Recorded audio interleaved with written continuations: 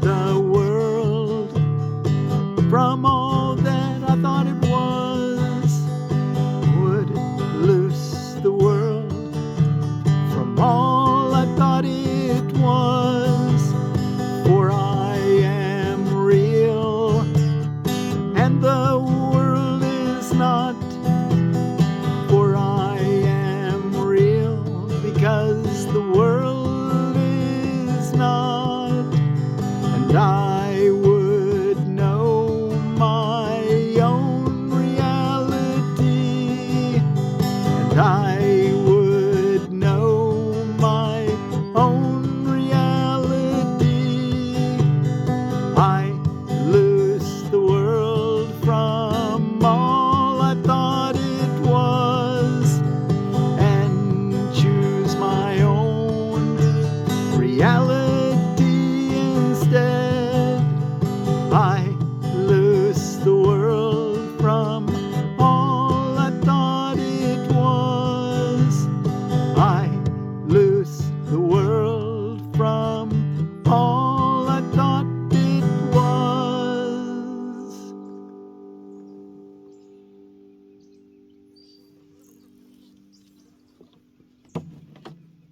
Well, thank you all so much for joining me today and studying A Course in Miracles out in front of a blackberry. You already formed a little blackberries on it.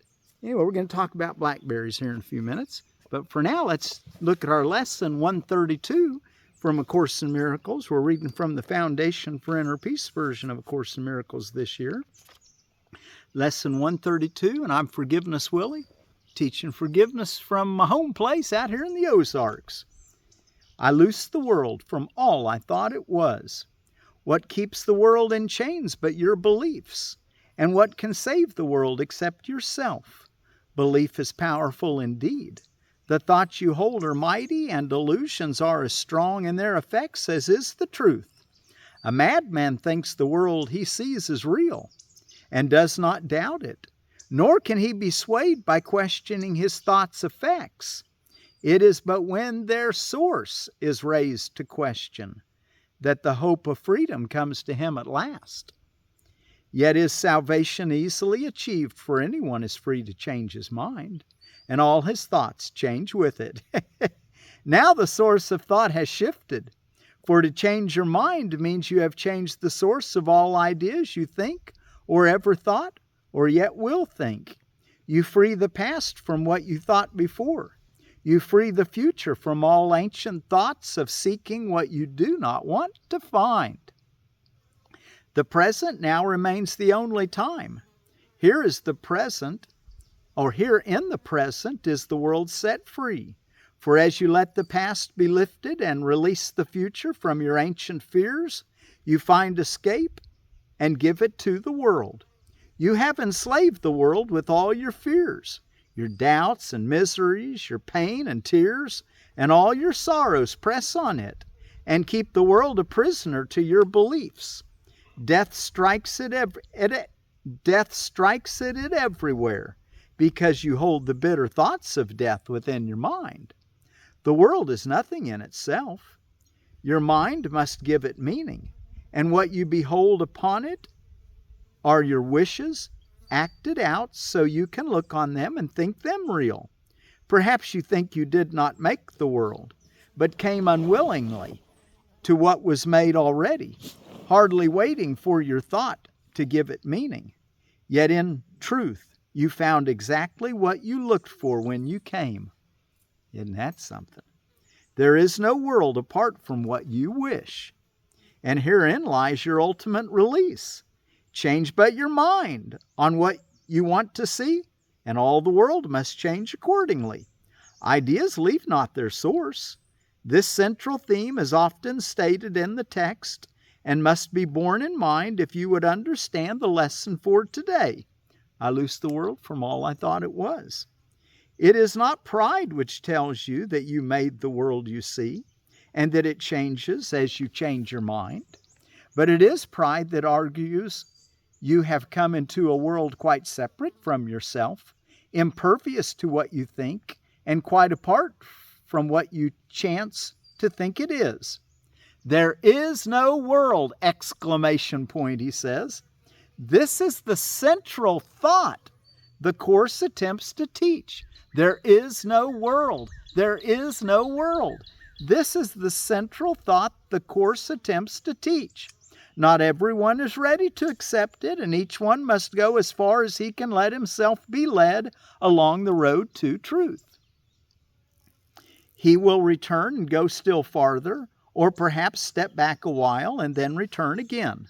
But healing is the gift of those who are prepared to learn there is no world and can accept the lesson now. What we're seeing is our thoughts. What we believe we want to see is what makes everything here. But healing is the gift of those who are prepared to learn there is no world and can accept the lesson now. Their readiness will bring the lesson to them in some form which they can understand and recognize. Some see it suddenly on point of death and rise to teach it. Many near-death experiencers can validate that point. Others find it an experience that is not of this world, which shows them that the world does not exist because what they behold must be the truth, yet it clearly contradicts the world. And some will find it in this course and in the exercises that we do today. Today's idea is true because the world does not exist. And if it is indeed your own imagining, then you can loose it from all things you ever thought it was by merely changing all the thoughts that gave it these appearances. The sick are healed as they let go all thoughts of sickness. And the dead arise when you let thoughts of life replace all thoughts you ever held of death. A lesson earlier repeated once must now be stressed again, for it contains the firm foundation for today's idea. You are as God created you. You are as God created you as the firm foundation for the lesson today. I loosed the world from all I thought it was. There is no place where you can suffer. You are as God created you. There is no place where you can suffer, and no time that can bring change to your eternal state. How can a world of time and place exist if you remain as God created you? What is the lesson for today except another way of saying that to know yourself is the salvation of the world? To free the world from every kind of pain is but to change your mind about yourself. There is no world apart from your ideas, because ideas leave not their source, and you maintain the world within your mind in thought. Yet if you are as God created you, you cannot think apart from Him, nor make what does not share His timelessness and love. Are these inerrant in the world you see? Does it create like Him? Unless it does, it is not real and cannot be at all. It's a dream. If you are real, the world you see is false. For God's creation is unlike the world in every way, and as it was His thought by which you were created, so it is your thought which made it and must set it free, that you may know the thoughts you share with God. Release the world. Your real creations wait for this release to give you fatherhood, not of illusions, but as truth in God. God shares His fatherhood with you who are His son, for He makes no distinctions in what is Himself and what is still Himself. What He creates is not a part of Him. What He creates is not apart, separate from Him. And nowhere does the Father end, the Son begin as something separate from the Father. There is no world because it is a thought apart from God, and made to separate the Father and the Son, and break away a part of God Himself, and thus destroy His wholeness. Can a world which comes from this idea be real? Can it be anywhere? Deny illusions, but accept the truth. Deny you are a shadow briefly laid upon a dying world. Release your mind, and you will look upon a world released. Today our purpose is to free the world from all the idle thoughts we ever held about it, and about all living things we see upon it. They cannot be there. No more can we. For we are in the home our Father set for us along with them. And we who are as He created us would loose the world this day from every one of our illusions, that we may be free. Begin the 15-minute practice periods in which we practice twice today with this: I who remain as God created me would loose the world from all I thought it was. For I am real because the world is not, and I would know my own reality. Then merely rest, alert but with no strain. Rest, alert but with no strain. 2 times today for 15 minutes. And let your mind in quietness be changed so that the world is freed along with you. You need not realize that healing comes to many brothers far across the world as well as to the ones you see nearby, as you send out these thoughts to bless the world. But you will sense your own release, although you may not fully understand as yet that you could never be released alone. Throughout the day, increase the freedom sent through your ideas to all the world, and say whenever you are tempted to deny the power of your simple change of mind, I loose the world from all I thought it was and choose my own reality instead. So if you're tempted to think that something's real that's coming to attack you or give you pain, tell yourself, I loose the world from all I thought it was and choose my own reality instead. And before you do your 2 15-minute practice periods, read paragraph 15 and maybe even 16 again. Okay, which is, I who remain as God created me would loose the world from all I thought it was. For I am real because the world is not, and I would know my own reality. Okay, let's go take a look in our text reading. And we're in chapter 14, Teaching for Truth, Roman numeral 7, sharing perception with the Holy Spirit. What do you want? Light or darkness, knowledge or ignorance are yours, but not both. Opposites must be brought together, not kept apart. For their separation is only in your mind, and they are reconciled by union, as you are. In union, or unity, everything that is not real must disappear. The truth is union. As darkness disappears in light, so ignorance fades away when knowledge dawns. Perception is the medium by which ignorance is brought to knowledge. Yet the perception must be without deceit, for otherwise it becomes the messenger of ignorance, rather than a helper in the search for truth. Paragraph 2. The search for truth is but the honest searching out of everything that interferes with truth. I've got that one underlined. Let me read it again. The search for truth is but the honest searching out of everything that interferes with truth. Truth is. It can neither be lost, nor sought, nor found. It is there whenever you are, being within you. It is there wherever you are, being within you. Yet it can be recognized or unrecognized, real or false to you. If you hide it, it becomes unreal to you because you hid it and surrounded it with fear. Under each cornerstone of fear on which you have erected your insane system of belief, the truth lies hidden. Yet you cannot know this, for by hiding truth in fear, you see no reason to believe that the more you look at fear, the less you see it, and the clearer what it conceals becomes. Let's read that again. Under each cornerstone of fear of which you have erected your insane system of belief, the truth lies hidden. Yet you cannot know this, for by hiding truth in fear, you see no reason to believe that the more you look at fear, the less you see it, and the clearer what it conceals becomes. Oh my, upside down thinking. 3. It is not possible to convince the unknowing that they know. From their point of view, it is not true. Yet it is true because God knows it. These are clearly opposite viewpoints on what the unknowing are. To God, unknowing is impossible. It is therefore not a point of view at all, but merely a belief in something that does not exist.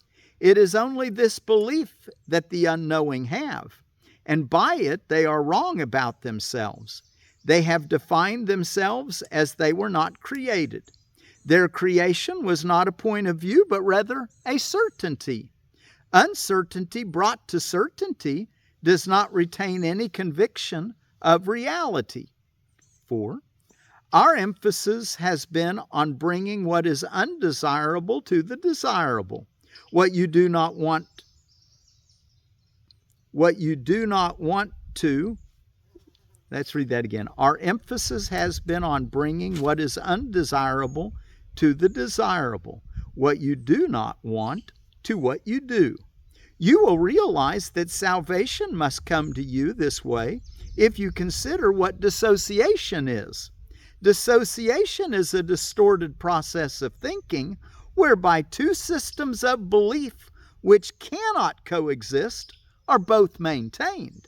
If they are brought together, their joint acceptance becomes impossible. But if one is kept in darkness from the other, their separation seems to keep them both alive and equal in their reality. Their joining, or their unity, or our walking in the light, their joining thus becomes the source of fear. For if they meet, acceptance must be withdrawn from one of them. You cannot have them both, for each denies the other. Apart, this fact is lost from sight, for each in a separate place can be endowed with firm belief. Bring them together, and the fact of their complete incompatibility is instantly apparent. One will go because the other is seen in the same place. 5.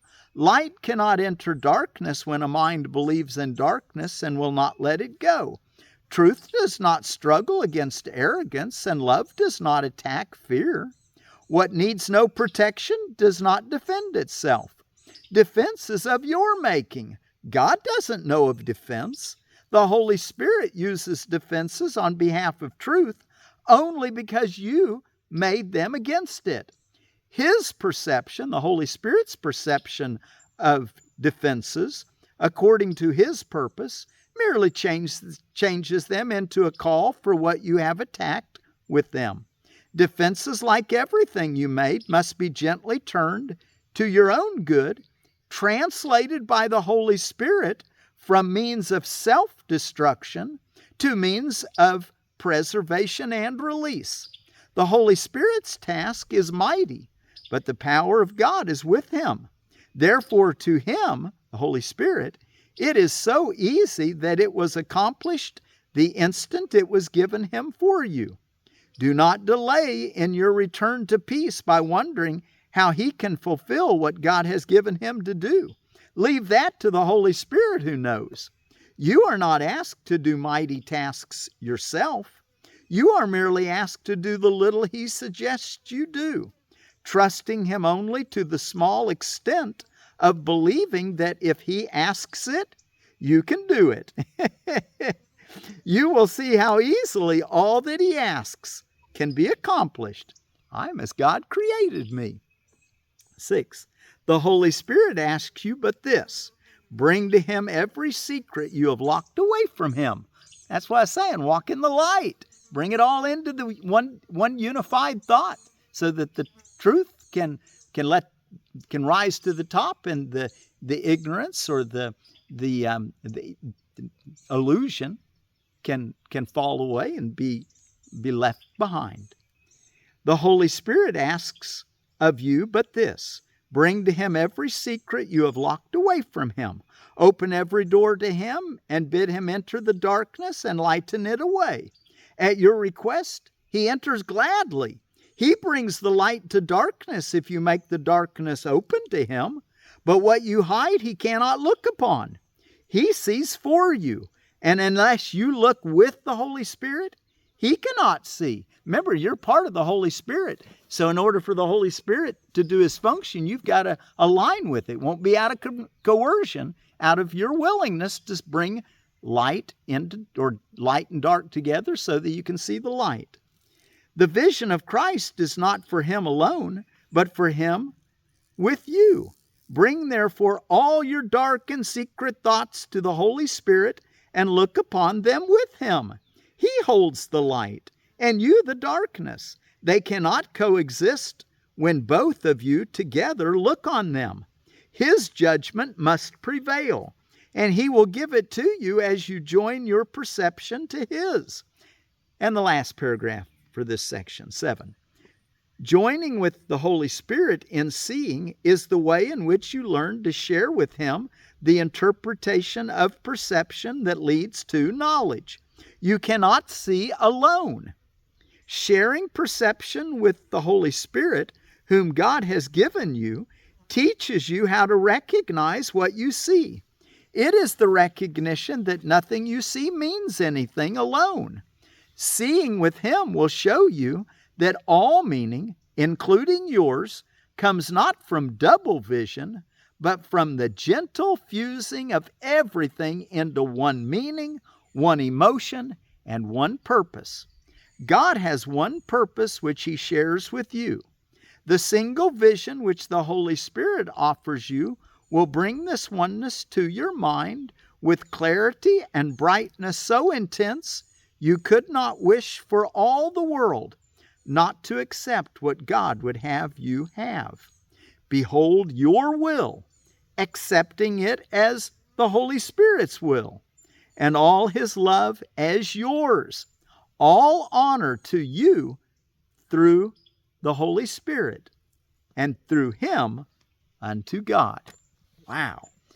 We want to be children of the light and walk in the light. And that's the way you're going to be able to loose the world from all you thought it was, because you're willing to bring everything to the altar of truth, to let the Holy Spirit sift out the false and let you see what was true, which is never changing.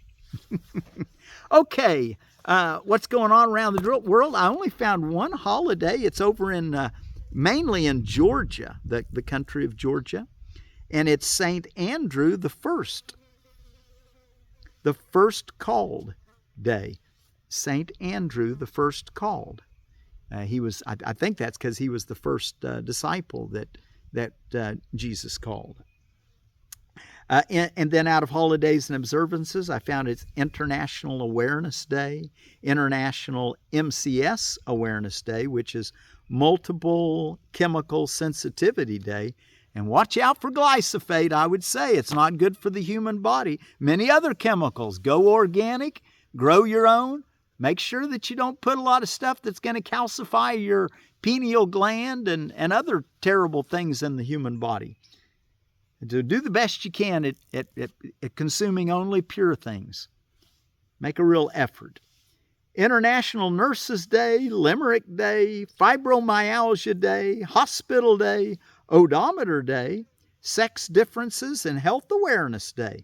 And I said we were going to talk about blackberries. Well, it's number 52 in the herb book. It's the Rubus villosus is the one that they were talking about. I don't think that, I'll have to check on that. I don't think that it might be a villosus. I didn't actually check about the American blackberry. But blackberries in general are known as brambles, cloudberry, dewberry, goutberry, high blackberry, and thimbleberry. The medicinal parts of the roots and the leaves, I would say the berries are pretty medicinal too, and I'll talk about that in just a minute. But from the herb book, astringent, an expectorant, and a tonic, good for diarrhea, enteritis, chronic appendicitis, and leukorrhea.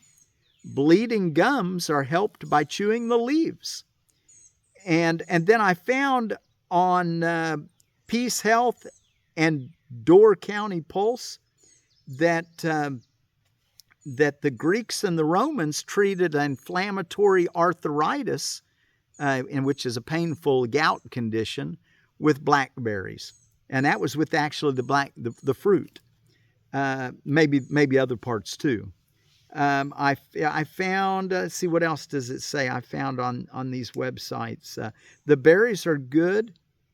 They're high in fiber. They're high in vitamin C. They support immune health, digestion and bone health, heart health, and I've already said inflammation, and for brain health.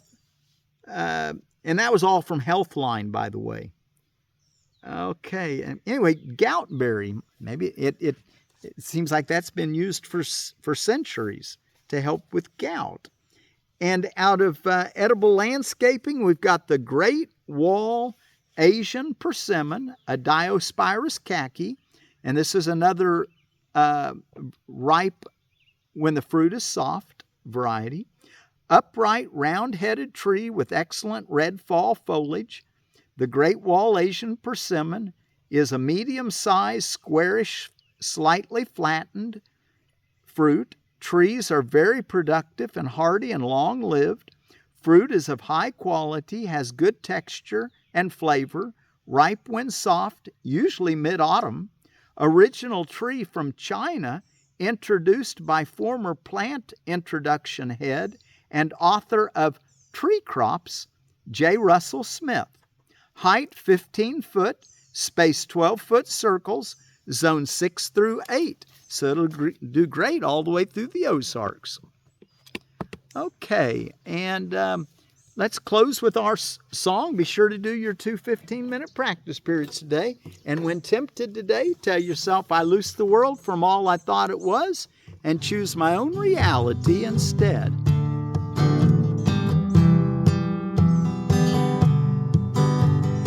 I loose the world from all I thought it was and choose my own reality instead. Begin your 2 15-minute practice periods with this. I who remain as God created me would loose the world from all I thought it was.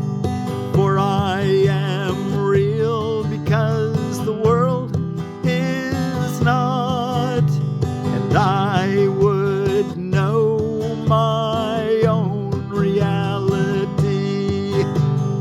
I loose the world from all I thought it was and choose my own reality instead.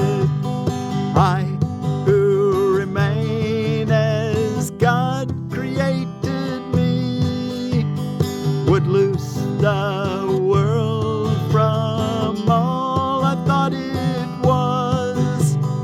For I am real because the world is not, and I would know my own reality. I loose the world from all I thought it was and choose my own reality instead. I loose the world from all I thought it was and choose my own reality instead. And our word for peace today is from our Cherokee brothers and sisters on the Oconaluftee River there in what's modern day North Carolina. There in the Smoky Mountains. Eloheh. Almost like Hawaiian, but it's Eloheh. I loose the world from all I thought it was. I choose my own reality instead. Eloheh.